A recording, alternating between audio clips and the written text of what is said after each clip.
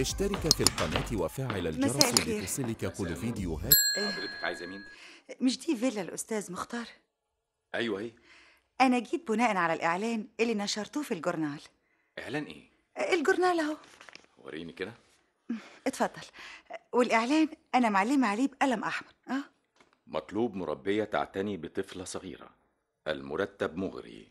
وفي نهاية الإعلان منشور عنوان الفيلا. غريبه. إيه؟ أنا غلطت في العنوان ولا إيه؟ لا ابدا، هو العنوان. طب اتفضلي يا اسمي نرجس. لحظه واحده يا انسه نرجس، اتفضلي استريحي. في ايه يا مراد؟ مين اللي كان بيضرب الجرس؟ واحده بتقول اننا نشرنا اعلان علشان نطلب مربيه يا عمتي، اعلان؟ والجورنال اهو جابته معاها. ومين اللي نشر الاعلان ده؟ جايز بابا اللي نشره. بس كان قال لنا. الحقيقه انا زيك مستغرب، عشان كده قلت لها تستنى لغايه ما اسالك واشوف رايك. طب وانت رايك ايه يا مراد؟ مفروض نخليها هنا لغايه ما يرجع بابا من السفر. ما انت عارف يا مراد اننا ساكنين في منطقه هاديه وبعيده عن الناس ولازم نخاف. نخاف من ايه؟ مش جايز تكون حراميه تنتهز فرصه نومنا وتسرقنا وتمشي. عندك حق عندك حق، بس ايه؟ منظرها وطريقتها في الكلام ما يقولوش يعني انها حراميه. ايوه بس الاحتراس واجب. على العموم اشوفها الاول وبعدين نشوف ايه اللي ممكن نعمله. انت كنت فين؟ مش قلت لك ما تسيبش البوابه وخصوصا بالليل؟ اكون فين عادي يا بيه؟ كنت اشتري شويه حاجات طلبتهم مني الست عمتك. طب اسمع كويس اللي هقولك عليه. سامع يا بيه ووداني معاك. تقفل البوابه كويس، فاهم؟ وتصحصح وما تخليش حد يدخل ولا يخرج، مفهوم؟ يا بيه هاني طول عمري صاحي ومحدش عايز تجري هوا بناحيه الفله. في واحده جت من شويه ودخلت وموجوده عندنا فوق. مين دي؟ مش مهم تعرف هي مين، المهم لو جت تخرج ولا اي حد غيرها يدخل تزعق عليا. وزعق ليه؟ البندقه معاي ومعمره وجاهزه وانا كمان جاهز. انت تسمع الكلام وبس، فاهم؟ فاهم يا بيه، اطمن انا قلبي زي الحديد. الله، الحكاية اللي حكيتيها لي حلوة قوي. انتي اسمك ايه؟ اسمي نرجس. الله، اسمك حلو قوي. وليه اسمي حلو قوي؟ عشان انا بحب الزهور وخصوصا النرجس والفل. انت باين عليكي لطيفة قوي. وانتي طيبة، انا حبيتك قوي يا دادا نرجس. يعني مش هتزهقي مني؟ لا طبعا، احكي لي حكاية تانية. طب كلي وانا احكي لك حكاية احلى من الاولانية. مش هاكل الا لما تاكلي معايا. بس انا كلت من شوية. منى اخوكي بينده عليكي. احنا هنا يا استاذ مراد. منى روحي كلمي عمتك عايزاكي. خلي دادا نرجس تيجي معايا. روحي انتي وانا هحصلك. يلا اسمعي كلامي. حاضر، بس لازم تحكي لي الحكاية اللي قلتي لي عليها. حاضر. النهارده هحكي لك على حكايتين مش حكاية واحدة. ميرسي قوي يا دادا نرجس، عن اذنك. يظهر ان منى حبيتك قوي. وانا كمان يا استاذ مراد حبيتها، وعشان كده انا موافقة اشتغل عندكم باي تمن تحدده. المهم افضل جنب منى. ممكن اسالك سؤال من غير ما تتضايقي؟ لا ابدا، تحت امرك. اتفضل اسال. ايه اللي خلاكي فكرت في العمل كمربيه؟ ساعات الظروف بتبقى اقوى من الانسان. طبعا طبعا. طب ظروف ايه؟ والدي مات وسبت دراستي، وانا دلوقتي مسؤولة عن امي واخواتي الصغيرين. اشتغلتي قبل كده؟ اشتغلت في مصنع للملابس الجاهزة، وما عجبنيش العمل. صاحبة المصنع ست صعبة ودايما تزعق. تعرف انها طردتني من العمل. وليه طردتك؟ ضربت بنته قدامي بطريقة قاسية قوي، وقالت لها كلام ما يصحش يتقال. اتضايقت ودافعت عنها فطردتني. سبق اشتغلتي دادة ولا مربية قبل كده؟ لا، دي أول مرة. بس أنا ملاحظة كده، يعني زي ما تكونوا خايفين مني. انتوا خايفين مني ليه؟ أنا ما نشرتش أي إعلانات. ما انا وريتك الاعلان. جايز ايه؟ جايز أخويا ولا ابن عمي هو اللي نشر الإعلان على حسابه. ازاي؟ انا مش فاهمه. أصلي كنت بتكلم مع أخويا عن موضوع الدادة اللي عايزها عشان ترعى منى، واحتمال يكون نشر الإعلان كده اهو من غير ما يقولك. ما هو انا اصلي قلت له على الموضوع وفهمته انك في يوم هتسافري لجوزك. قال لي هات مربيه لبنتك. وقال لك إنه هينشر الإعلان؟ قال لي ان الاعلان هو الطريقه الوحيده للحصول على مربيه، ووافقته. وعشان وافقت يقوم ينشر الإعلان على حسابه؟ جايز. ده أنا بقالي 3 أيام ما بنامش كويس وخايفة. خايفه من ايه بس؟ خايفة تسرقنا وتهرب، عشان كده تلاقيني ليل نهار مراقبة نرجس. بس اللي انا فهمته من مراد ابني غير كده. مراد قال لك إيه؟ مراد قال لي انه اتكلم معاها وكمان فتش هدومها من غير ما تحس وشاف بطاقتها الشخصيه ونقل عنوانها عنده. يعني أنت مطمن لها؟ احنا عندنا ايه بس يتسرق؟ ما كل اللي حيلتنا دفعناه في شراء الارض الجديده. مراد، يا مراد. عايزه ايه من مراد؟ ايوه. أنت خدت عنوان نرجس؟ ايوه، وهي قالت لي عليه بنفسها، وهو نفس العنوان اللي في البطاقه بتاعتها. أنا بقول تروح تشوف أهلها وتطمنهم عليها، وبالمرة نطمن إحنا كمان.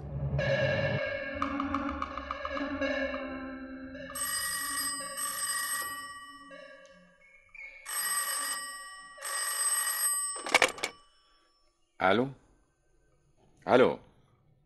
ايوه هي الفيلا. مين حضرتك؟ مين؟ طيب حاضر، دقيقه واحده، خليكي معايا. مين يا مراد؟ دي والدة نرجس. طب هات أكلمها. اتفضلي. ألو؟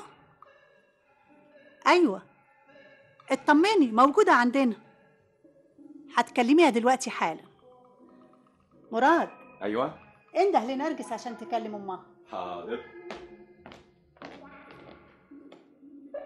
في عينيا الاتنين، بس انت لازم تيجي بنفسك عشان تشوفيها برضو.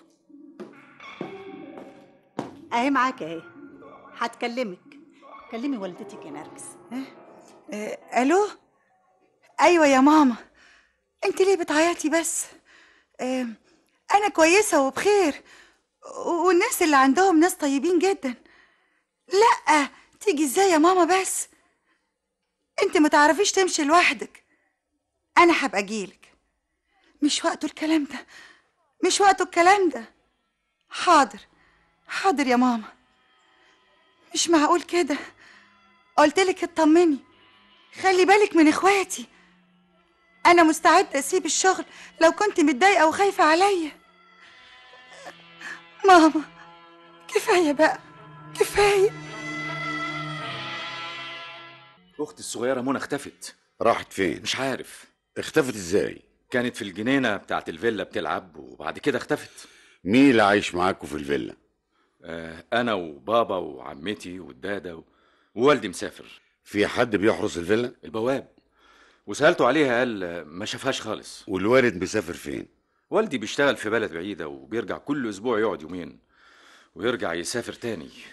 انت كنت في البيت ساعه ما اختفت اختك؟ كنت لسه راجع من شغلي، لقيت عمتي بتعيط وهي بتدور عليها. معنى كده ان ما كانش في الفيلا غير عمتك والبواب والداده؟ ايوه. اختك الصغيره منى متعوده تخرج لوحدها؟ لا ابدا، ولما بتحب بتخرج معايا او مع بابا او مع عمتي في العربيه. انت وليكوا اعداء؟ في مشاكل او خلافات بينكوا وبين اي حد؟ لا ابدا، احنا طول عمرنا في حالنا.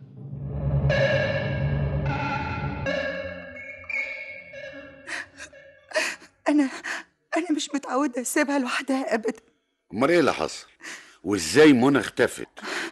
منى طلبت انها تلعب في الجنينه، خدتها ونزلت من الفيلا. وبعدين؟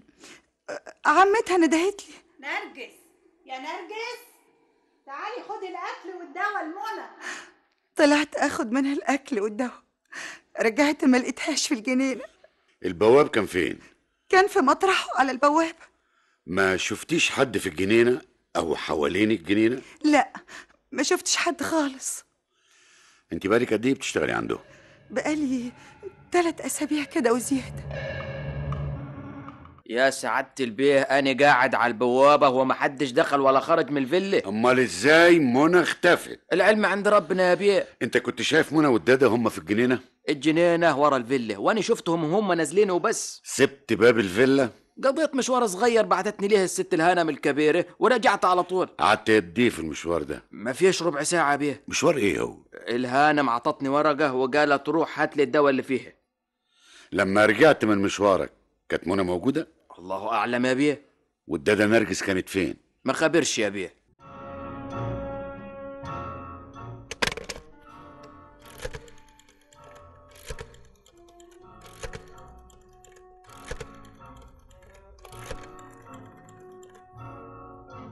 الو، ما تحاولش تتكلم كتير. بنتك منى عندي، اذا نفذت المطلوب منك هترجع لك بنتك سليمة. اذا ما نفذتش اللي هقولك عليه هتبقى انت السبب في اللي هيحصل لبنتك، وافتكر انها تهمك حياتها. وعشان تتأكد انها معايا ممكن تسمع صوتها. بابا الو، منى، منى، انت فين يا منى؟ منى، منى حبيبتي يا ضنايا. الو منى، حبيبتي. السكه قفلت. بمجرد ما عرفنا المكان اللي كان بيتكلم منه توجهت بسرعة ومعايا قوة. والنتيجة؟ اتضح لي انه كان بيتكلم من كشك سجاير في الشارع. صاحب الكشك قال لك ايه؟ يا أستاذ فيه زباين كتيرة بتتكلم في التليفون. في واحد ومعاه طفلة صغيرة كانوا بيتكلموا من شوية. واحد مين؟ بقول لك راجل ومعاه طفلة صغيرة واداها التليفون وقالت بابا بابا. الحقيقة أنا مش واخد بالي. مش واخد بالك ازاي؟ الكشك صغير وممكن تسمع أي حد يتكلم في التليفون. الشارع دوشة زي ما حضرتك شايف، وكتير بيطلبوا إنهم يتكلموا في التليفون. بس المكالمة ما فاتش عليها مدة كبيرة عشان تتنسي. مش من عادتي أتصنت على الناس. والطفلة الصغيرة؟ طفلة إيه؟ بقول لحضرتك معرفش حاجة. حاول تفتكر وتساعدنا لو سمحت.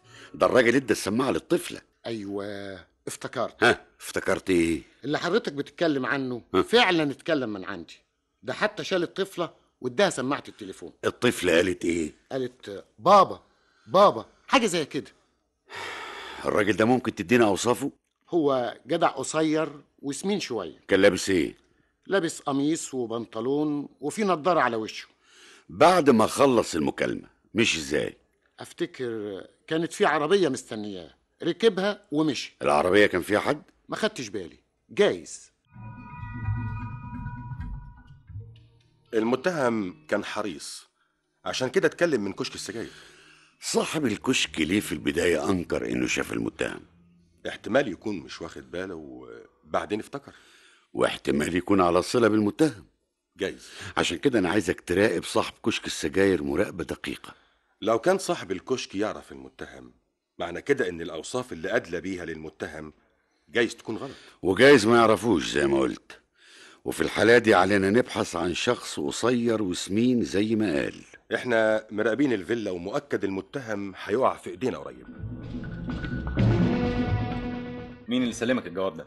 محدش يا بيه. ازاي؟ فهمني. أنا طلعت فوق أطمن على الهانم، رجعت لقيته مرمي على الدكة اللي أقعد عليها قدام الباب. طب شوف شغلك. حاضر يا بيه. في إيه الجواب ده يا مراد؟ جواب من المجرم اللي خطف أختي منى. بيقول إيه في الجواب؟ إذا كنت عايز بنتك منى حية نفذ اللي أنا بأمرك بيه. حط مبلغ 5000 جنيه في ظرف، ودي الظرف للشغالة اللي عندك، واطلب منها إنها تخرج وتمشي في الشارع الرئيسي لحد مبنى التلغراف. واحذر إنك تبلغ البوليس. بلاغك للبوليس معناه إنك هتفقد بنتك للأبد. ما اقدرش يا بيه، ما اقدرش. خايفة من ايه بس يا نرجس؟ مش جايز يا بيه العصابة تخطفني انا. ما تخافيش، احنا هنعرف ازاي نحميكي. بس دول 5000 جنيه جايز ياخدوهم وبرضه ما يرجعوش منى. ده شغلنا احنا، عليكي تخرجي ومعاكي المبلغ وبس.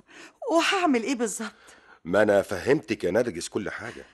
بس العصابة هتعرف اننا بلغنا البوليس. قلتلك ده شغلنا احنا، واحنا فاهمين كويس اللي بنعمله. انا خايفة على منى. واحنا خايفين عليها اكتر منك. اسمع يا نرجس، مصير منى في ايدك.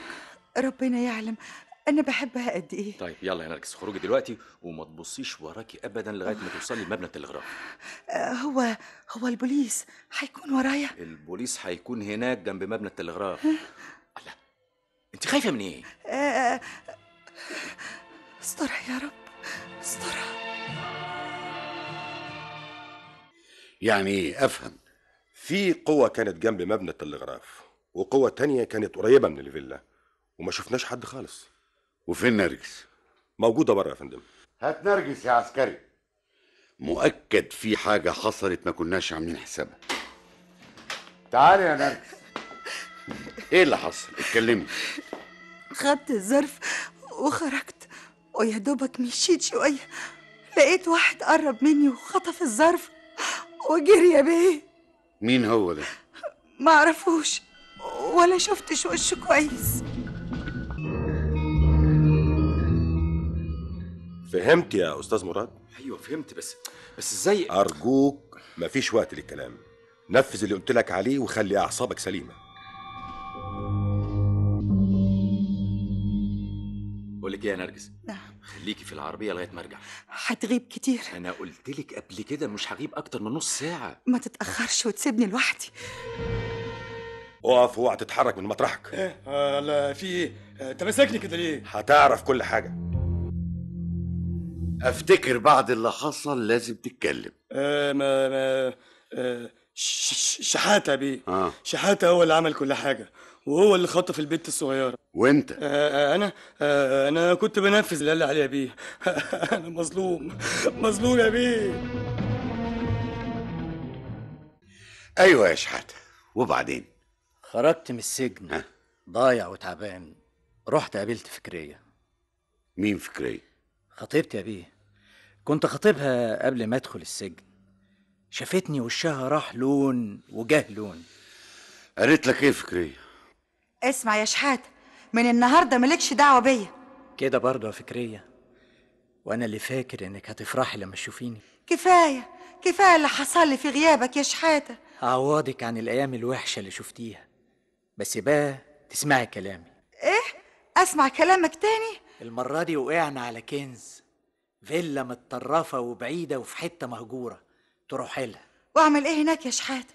تقولي لهم انك المربيه الجديده. مش فاهمه يا شحاتة. هنشر اعلان في الجرايد باسم صاحب الفيلا، وتروحي وتتمسكني وتعيطي وتقولي انك يتيمه وغلبانه ومقطوعه من شجر.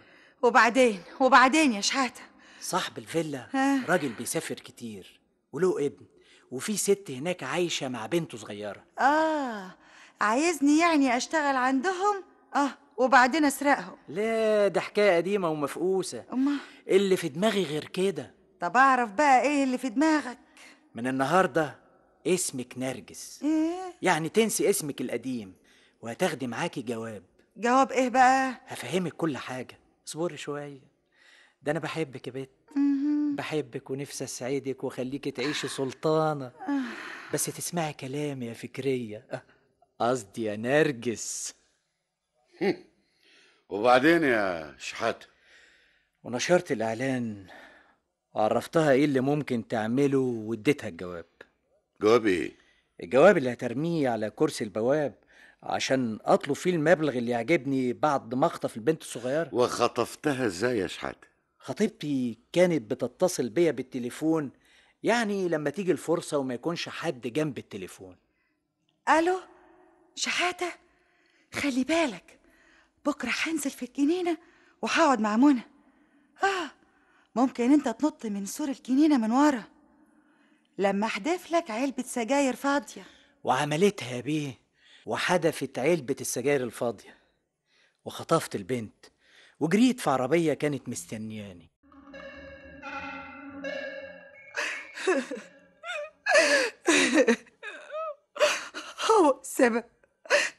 هو السبب وعدني يا بيه بالجواز، وقال لي انها اخر مره يمد ايده على الحرام. ايوه يا بيه،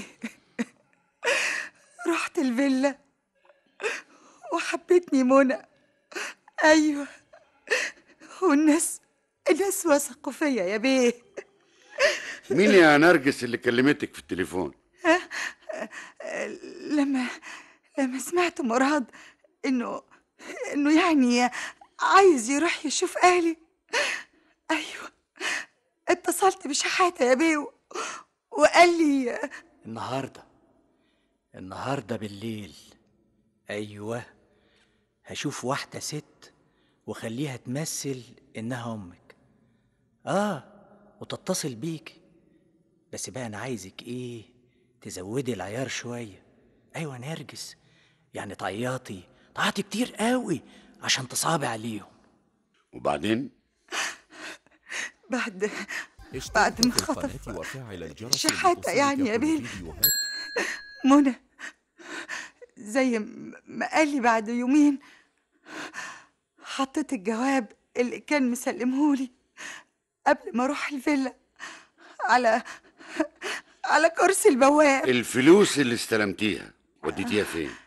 ايوه يا بيه، ما انا جايه لحضرتك في الكلام اهو. دفنتها في الجنينه من غير ما حد يحس، وقلت لكم لما خرجت واحد خدها مني وجري في عربيه. طب يا فندم، وبعد ما رجعت منى ممكن اعرف ليه حضرتك شكيت في نرجس؟ لأننا كنا مراقبين الفيلا لغاية مبنى التلغراف، وتأكدنا إن نرجس ما خرجتش زي ما قالت لنا. عشان كده حضرتك طلبت مني اخد نرجس معايا واخرج وافهمها اني حاسبها في العربية نص ساعة، وكنت واثق إنها هتتصل بشحاتة عشان ياخد منها الفلوس اللي ما خرجتش أبدا من الفيلا.